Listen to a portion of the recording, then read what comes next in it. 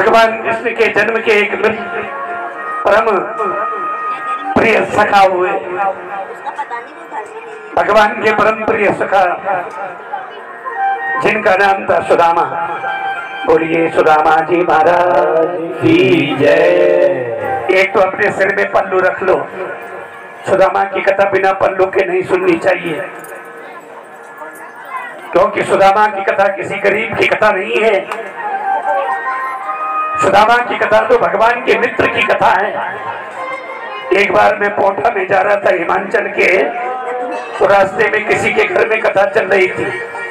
तो हमारा नियम है, अगर कहीं पर कथा चल रही हो तो थोड़ी देर गाड़ी रोक के उतरते हैं, कथा सुनते हैं, फिर आगे बढ़ते हैं। तो उस समय वहां सुदामा की कथा चल रही थी, और जो व्यास जी कथा सुना रहे थे वो कह रहे थे सुदामा बड़ा गरीब था। अब मैंने मन में सोचा कि अब तो मुझे पूरे दिन बैठना पड़ेगा यहाँ। जब कथा विश्राम हुई, मैंने व्यास जी को पकड़ लिया उनके कमरे में, और व्यास जी से पूछा कि आप मुझे प्रूफ करके बताएं कि सुदामा गरीब था। कहाँ लिखा है?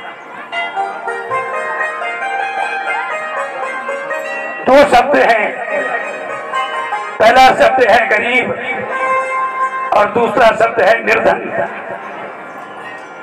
जो गरीब है वो निर्धन नहीं हो सकता, जो निर्धन है वो गरीब नहीं हो सकता।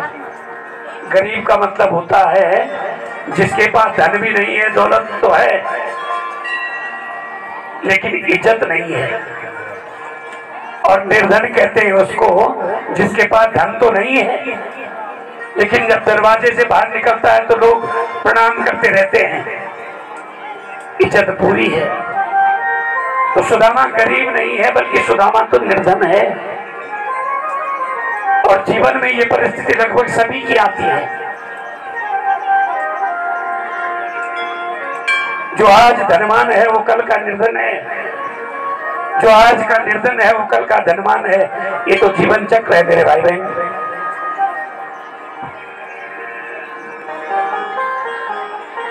अब जरा इस सुदामा के परिवार के बारे में सुनो। ये जो सुदामा जी हैं, इनके माता पिता हैं। पत्नी का नाम है सुशीला। क्या नाम है? सुशीला। और सुशीला के गर्भ से सुदामा के घर में 7 बेटियों ने और 4 बेटों ने जन्म लिया। 7 और 4 11 तो बच्चे थे, दोनों पति पत्नी। 11 और 2 बोलो 13, और दोनों माँ बाप 15। क्योंकि सुदामा तुम्हारी तरह तो था नहीं कि माँ बाप को गांव में छोड़ दिया, अपने आप शहर में चले गए। सुदामा तो जहां भी रहते हैं माँ बाप साथ में रहते हैं। अब 15 आदमियों का परिवार है और कमाने वाला केवल एक है, सुदामा।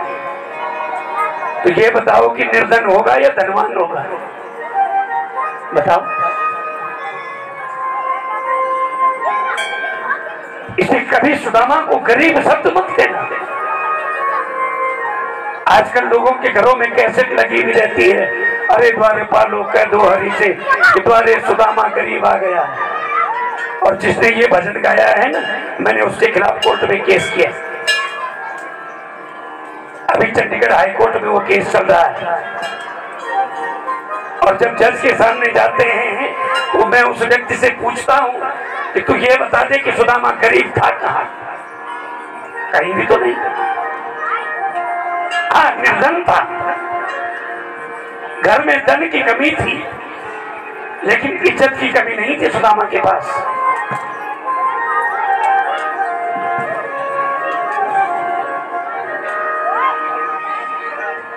सब कुछ होते हुए भी जो न करे वो गरीब, और धन के न होते हुए भी जिसकी इज्जत बरकरार रहे वो निर्धन। तो सुदामा तो निर्धन है। 15 आदमियों का परिवार है, कमाने वाले अकेले हैं, कभी किसी से कुछ मांगते भी नहीं हैं। जजमान ने जो भी दक्षिणा हाथ में दे दी, पंडित जी लेकर के चले जाते, पर कभी किसी को बोला नहीं।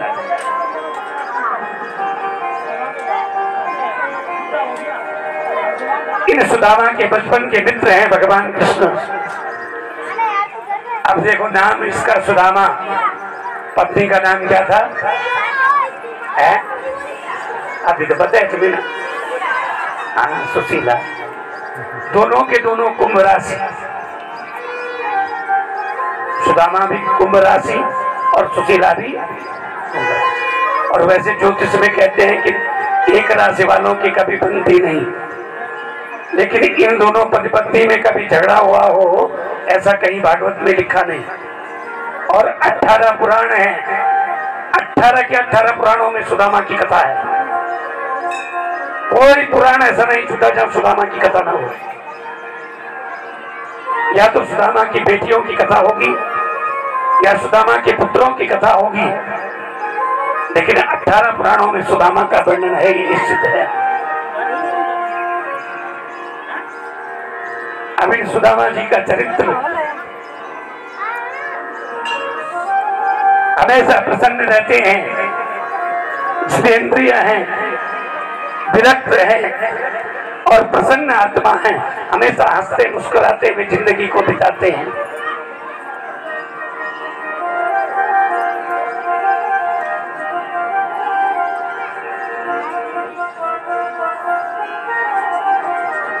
आचार्य सुखदेव कहते हैं का राजा परीक्षित,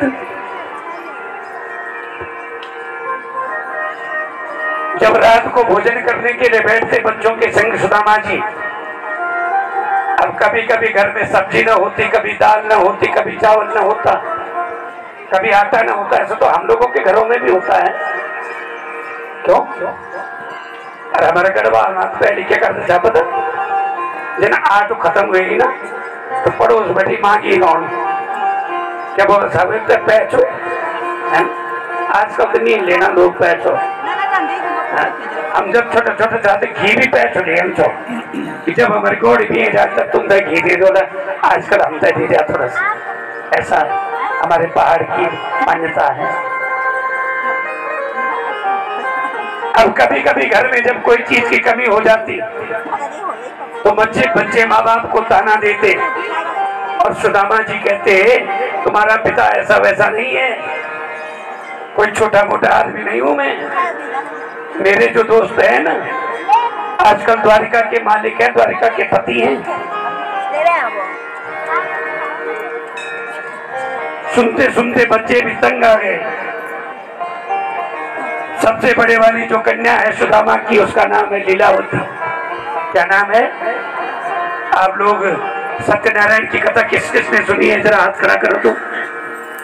सत्यनारायण की कथा में माँ बेटी की कथा आती है। माँ का नाम लीलावती और कन्या का नाम कलावती। जो कलावती है सुदामा की पोती है, जो लीलावती है सुदामा की सबसे बड़ी बेटी है।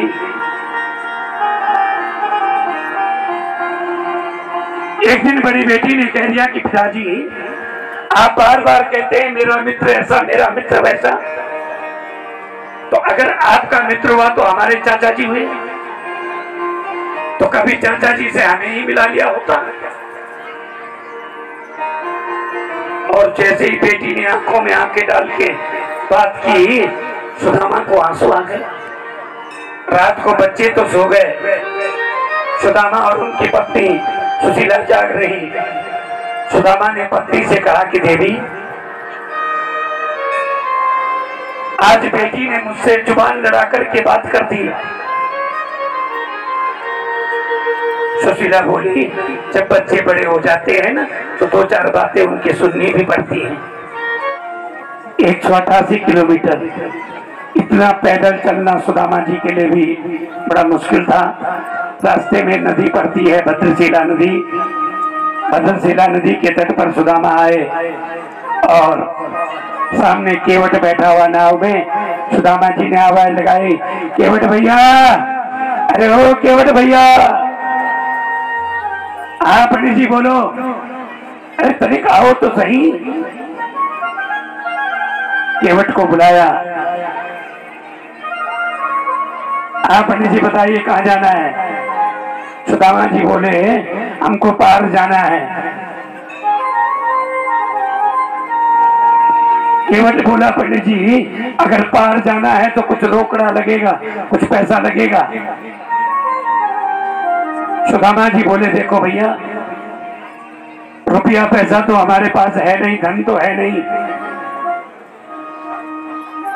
लेकिन हम गोविंद की कसम खा करके कहते हैं कि जब हम पार जाएंगे और जैसे ही तुम हमें पार उतारोगे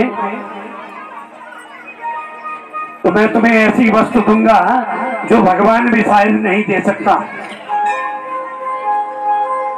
केवट तैयार हो गया। केवट ने नाव चलानी शुरू की। केवट की नाव में बैठे हुए सुदामा जी ने अपना भजन शुरू कर दिया कि आजा आजा रे संवरिया तेरी याद आई, आजा आजा रे सांवरिया तेरी याद आई, आजा आजा रे कन्हैया तेरी याद आई, आजा आजा रे सांवरिया तेरी याद आई, याद आई तेरी याद आई, याद आई तेरी याद आई, याद आई तेरी याद आई, ओ याद आई तेरी याद आई, आजा आजा रे सांवरिया तेरी याद आई, आजा आजा रे सांवरिया तेरी याद आई, याद आई तेरी याद आई, याद आई तेरी याद आई, याद आई तेरी याद आई, ओ याद आई तेरी याद आई, आजा आजा रे सांवरिया तेरी याद आई, आजा आजा रे सांवरिया तेरी याद आई, आजा आजा रे कन्हैया तेरी याद आई, ओ आजा आजा रे सांवरिया तेरी याद आई। आपसे ताली भी आते दोनों हाथों पर उठाकर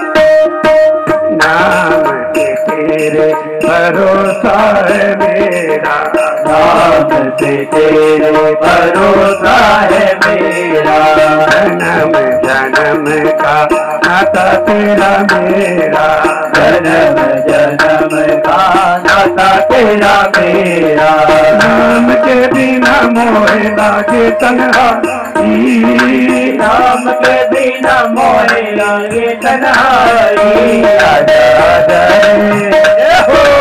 आजा रे सांवरिया तेरी याद आई, आजा आजा रे सांवरिया तेरी याद आई, याद आई तेरी याद आई, याद आई तेरी याद आई, याद आई तेरी याद आई, ओ याद आई तेरी याद आई, आजा आजा रे सांवरिया तेरी याद आई, आजा आजा रे सांवरिया तेरी याद आई, आजा आजा रे कन्हैया तेरी याद आई, ओ आजा आजा रे सांवरिया तेरी याद आई।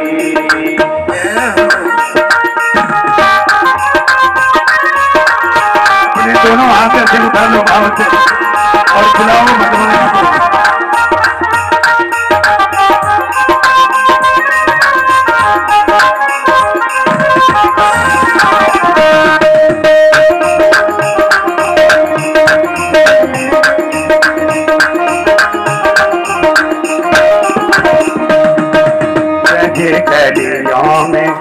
मुझे भी बुला ले, ब्रज गलियों में मुझे भी बुला ले, मुझे गलियों में तरस दिखा दे, मुझे गलियों में तरस दिखा दे, ब्रज गलियों में मुझे भी बुला ले, ब्रज गलियों में मुझे भी बुला ले, कुंज गलियों में तरस करा दे, कुंज गलियों में तरस करा दे, मेरे माता पिता गुरु तुम ही हो भाई, मेरे माता पिता गुरु तुम ही हो भाई, राजा राजा रे बावरिया के याद आई, आजा आजा रे कांवरिया तेरी याद आई, याद आई तेरी याद आई, ओ याद आई तेरी याद आई, राजा राजा रे बावरिया तेरी याद आई, आजा आजा रे कांवरिया तेरी याद आई, राजा राजा रे कन्हैया तेरी याद आई, आजा रे कांवरिया तेरी याद आई, याद आई तेरी याद आई, ओ याद आई तेरी याद आई, याद आई तेरी याद आई, ओ याद आई तेरी याद आई, राजा राजा रे बावरिया तेरी आजा रे कांवरिया तेरी याद आई, आजा आजा रे सांवरिया तेरी याद आई।